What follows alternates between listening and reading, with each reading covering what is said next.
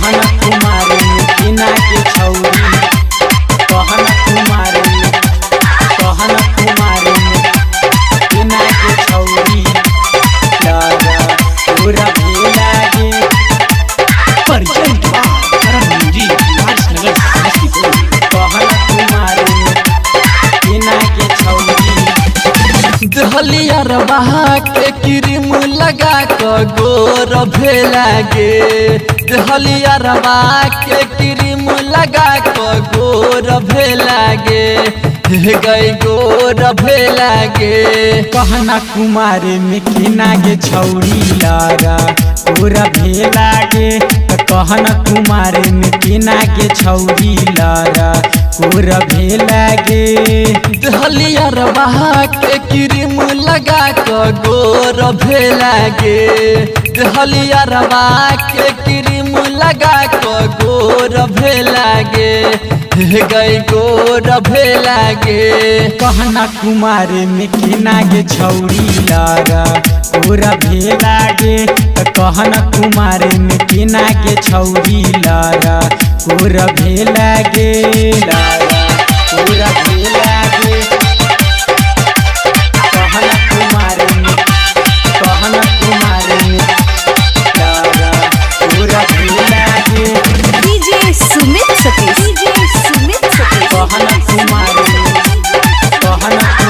में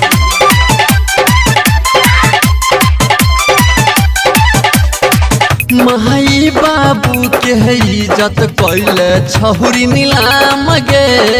16 बरस में कैले हन तू काम गे कैले हन काम गे छोरिया इज्जत कहले नीलाम गे 16 बरस में कैले हन बड़का काम गे माई बाबू के इज्जत कैले तुली नाम गे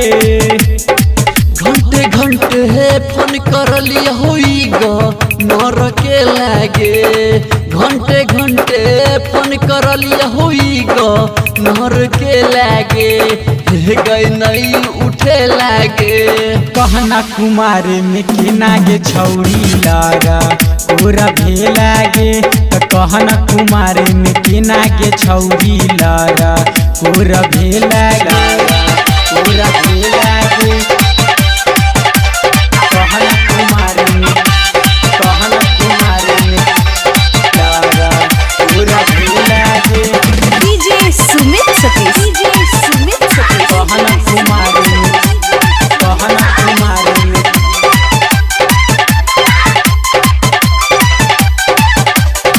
बिहबक बिहारी के गह तू बाटई छा संजीत यादव के गह की यह डांटई छा गे छौरी बिहबक के बाटई छा संजीत यादव के तू बाटई छा विवेक बिहारी के तू किया तू डांटई छा शंकर महतो तोहर टूटल देवाल जोर देतौगे शंकर महतो तोहर टूटल देवाल जोर देतौगे हाँ जोर देतौगे कहना कुमार में किना के छौरी लागा पूरा भेलागे कहना कुमार में किना के छौरी लागा पूरा भेलागे।